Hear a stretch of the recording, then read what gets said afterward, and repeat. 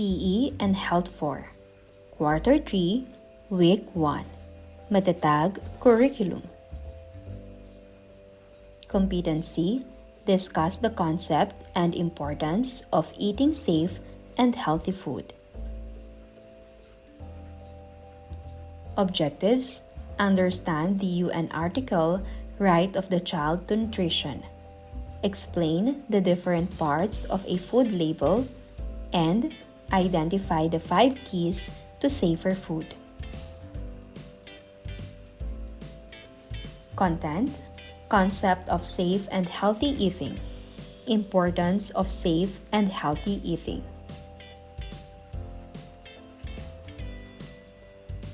Integration, zero hunger, good health and well-being, clean water and sanitation.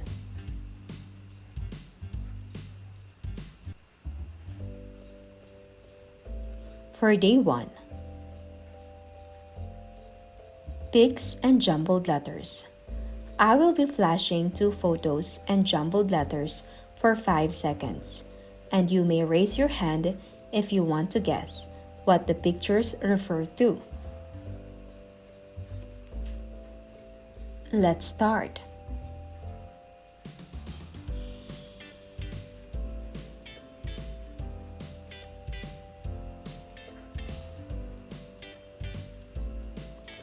You're right.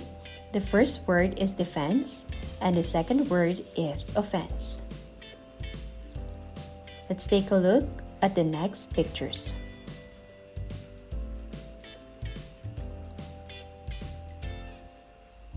You're right. The first picture is agawan base, and the second picture is patintero.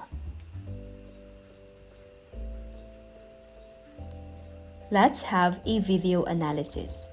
Watch the video, UNICEF 2020, Children are facing a nutrition crisis through the YouTube video link indicated.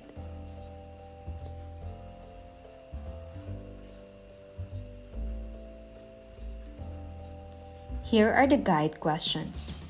What did you notice in the video? You're right. The video highlights the struggles of children who lack enough food, showing their vulnerability and health issues. What are the common problems mentioned in the video? Very good. The common problems include malnutrition, stunted growth, weakened immune systems, and difficulties in learning and development.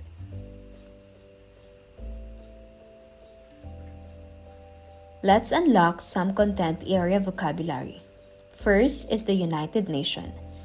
The United Nations is an intergovernmental organization whose stated purposes are to maintain international peace and security, develop friendly relations among nations, achieve international cooperation, and serve as a center for harmonizing the actions of nations. Next is nutrition.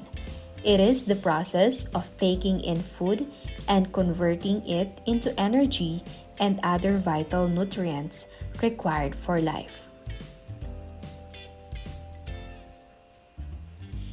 For the subtopic 1, UN Article 24, Right of the Child to Nutrition.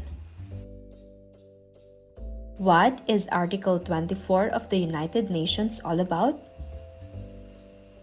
Exactly. Article 24 of the United Nations Convention on the Rights of the Child focuses on every child's right to health, access to nutritious food, clean water, and health care. How do you provide children with the right to have food? Very good. By ensuring access to nutritious meals through food programs, education, and support for families in need.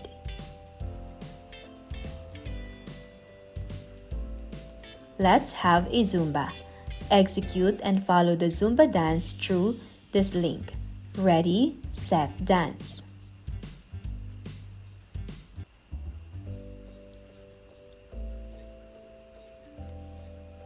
For the activity 1, study the picture.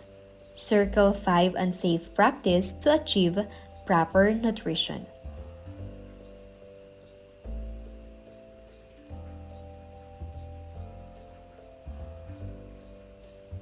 Here are some of the unsafe practices indicated in the illustration.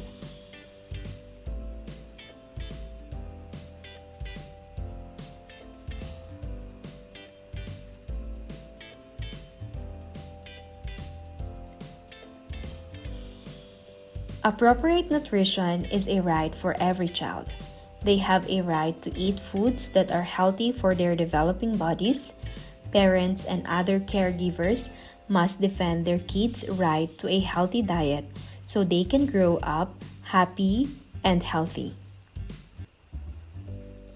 The Convention on the Rights of the Child only makes a specific mention of nutrition 3 times.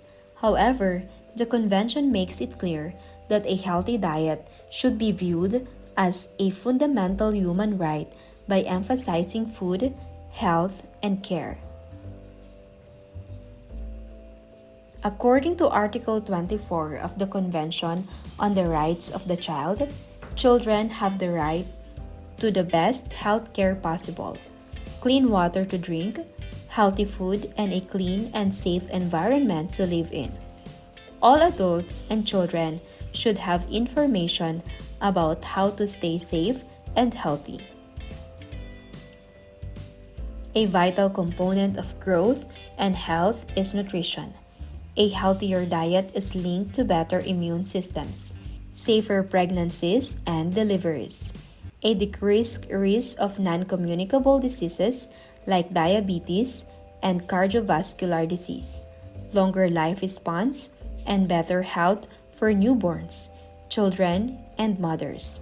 Children who are well learn better.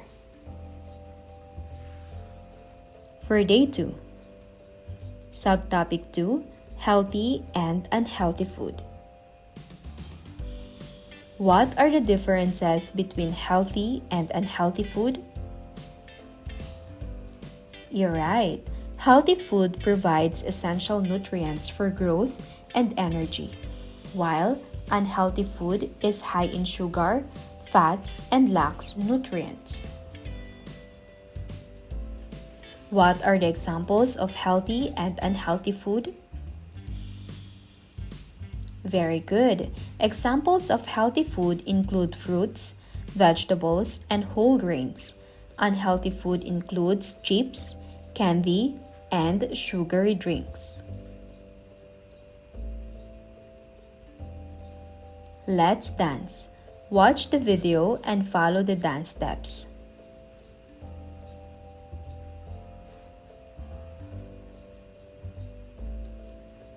Arrange the following food accordingly. Based on the board, food belong to healthy and unhealthy.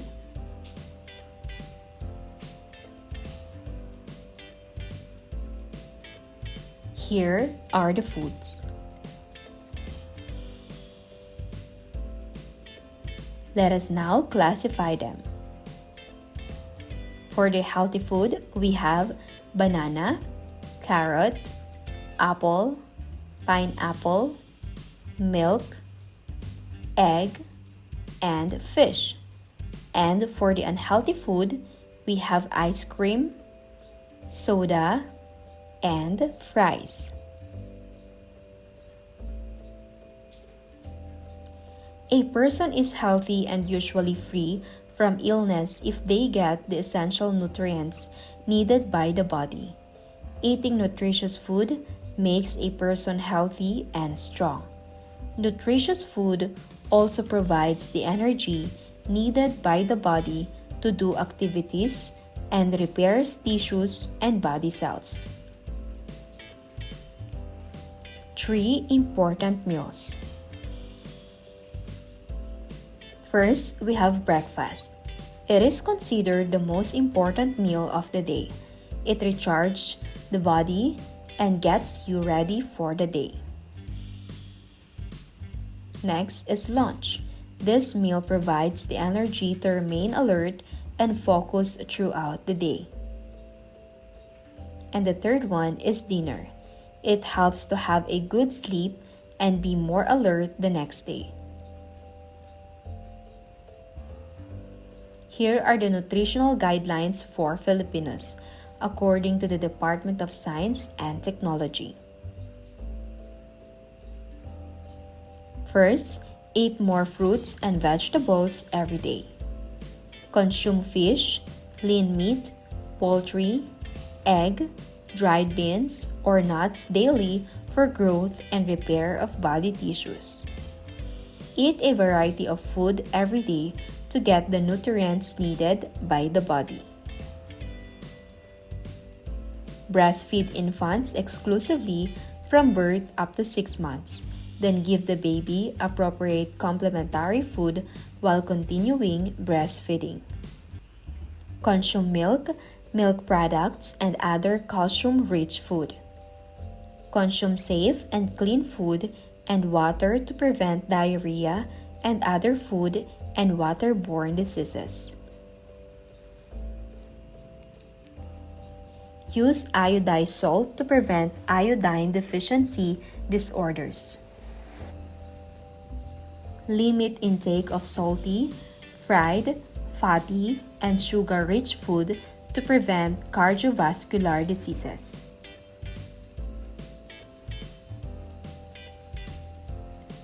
Attain normal body weight through proper diet and moderate physical activity to maintain good health and help prevent obesity. Be physically active, make healthy food choices, manage stress, avoid alcoholic beverages, and do not smoke to help prevent lifestyle-related non-communicable diseases.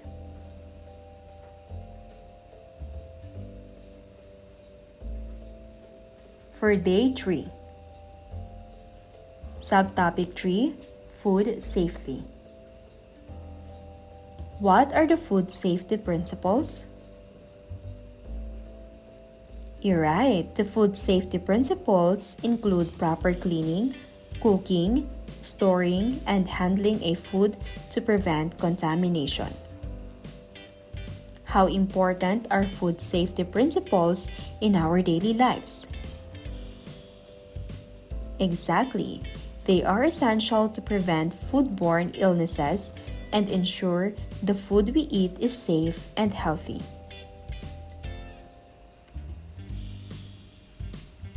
Let's sing and dance. Let us follow the sing and dance of food safety. Awareness to the tune of Better When I'm Dancing.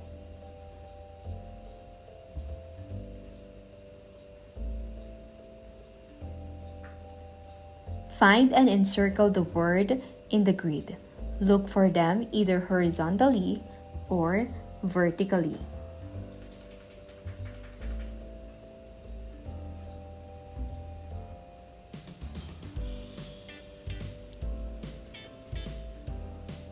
Look for the word cook, soak, frozen, clean, separate, chill, and bacteria.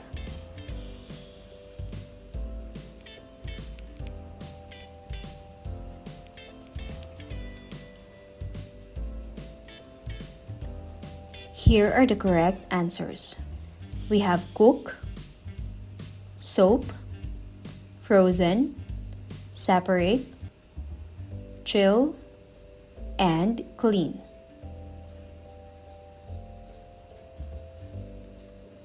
It is very important that the food and water we consume be safe and clean. Meal preparation must therefore be done safely and hygienically. Clean, separate, cook, and chill is a simple lesson that will help prevent you and your family from diseases caused by food. Here are the 4 food safety principles. First is clean. Wash your hands thoroughly with soap and water before and after preparing the food. Wash the work surfaces with hot and soapy water. Keep our appliances clean and wash food thoroughly. Next is separate. Separate different kinds of food to avoid cross-contamination. Keep poultry products, raw meat, and seafood away from ready-to-eat foods. Next is cook. Cook and store food at safe and proper temperatures. Make sure that food is cooked thoroughly. To check if the food has been thoroughly cooked, cut the food open to see if it is steaming hot in the middle. Next is chill. Cool it as quickly as possible for around 1 to 2 hours and keep it in the refrigerator. Make sure that the fridge is set between 0 degrees Celsius and 5 degrees Celsius.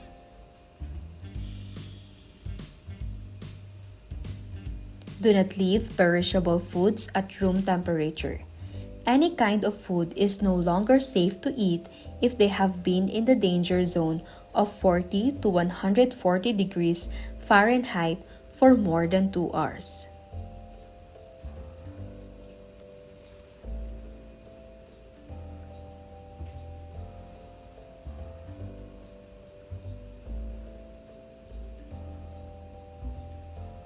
Subtopic 4: Importance of safe and healthy eating.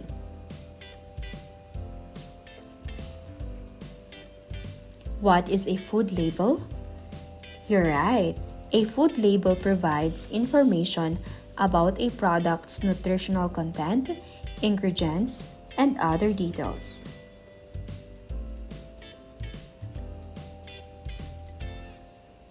What are the different parts of food labels? Very good.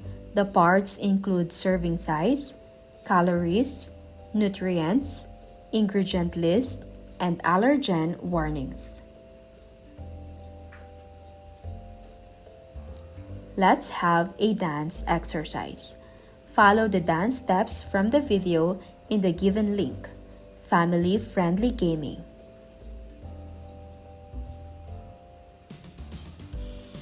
Food labels. The label breaks down the number of calories, carbs, fat, fiber, protein, and vitamins per serving of the food, making it easier to compare the nutrition of similar products. Be sure to look at different brands of the same foods. Nutrition information can differ a lot. Number 1. Check the serving size first. All the numbers on this label are for a 2/3 cup serving. This package has 8 servings. If you eat the whole thing, you are eating 8 times the amount of calories, carbs, fat, etc. shown on the label. Next, total carbohydrate shows you the types of carbs in the food, including sugar and fiber. Third, choose foods with more fiber, vitamins, and minerals. Choose foods with lower calories, saturated fat, sodium, and added sugars. Avoid trans fat.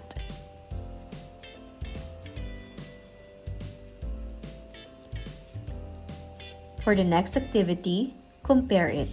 Directions: divide the class into 4 groups. Each group has its own left and right icons. The teacher will present 2 nutrition facts. The group needs to compare the nutrition facts and identify which is the healthy and unhealthy products for 15 seconds.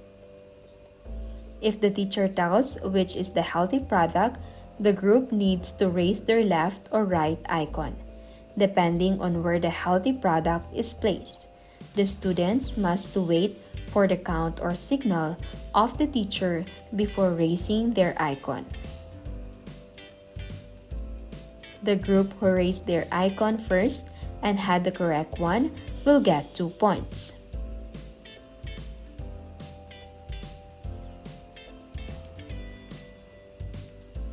Let's have the first set of illustration.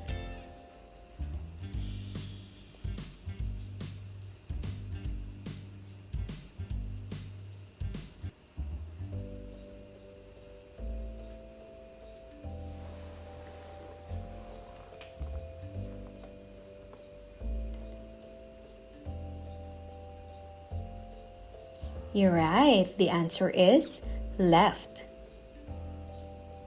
Next. Very good. It's right. For the next set of illustration, you're right. It is left. Next.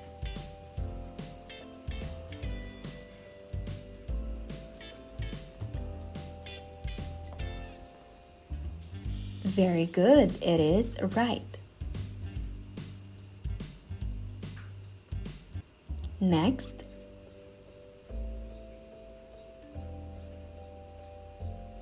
You're right. It is the left.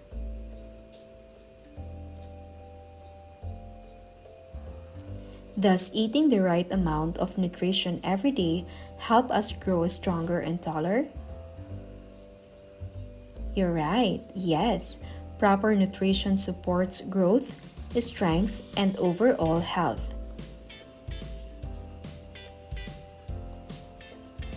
Is it okay to eat leftover food that was kept in the refrigerator? Exactly. Yes, if it was stored properly and reheated safely. What are the other options besides eating the right amount of nutrients that our body needs to become healthy? Very good. Regular exercise, drinking enough water, and getting enough sleep help maintain health. What are you going to do if you accidentally eat or drink expired food or drink? You're right.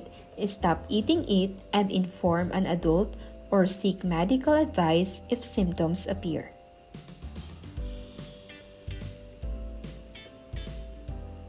If your classmates ask to share your food but you haven't started eating yet, what will you do?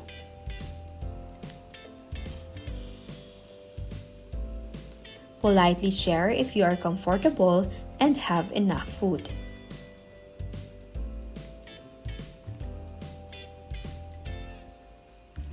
Let's have the formative assessment. True or false? Read and understand the statement carefully. If the statement is true, shade the circle. If the statement is false, shade the box. Let's have number 1. The serving size found in nutrition facts suggests many servings to be taken or eaten. Is it true or false? Number 2. If we eat food that contains a high level of sugar, our body becomes healthy. Is it true or false? Number 3. Cholesterol is a fatty substance that our body needs to function. Is it true or false?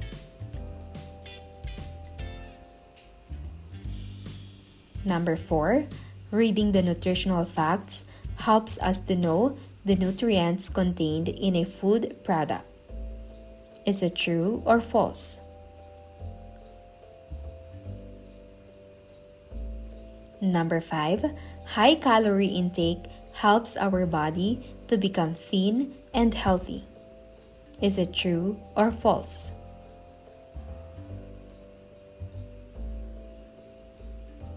Let us now answer. For number 1, it is true. Number 2, you're right, it is false. Number 3, you're right, it is true.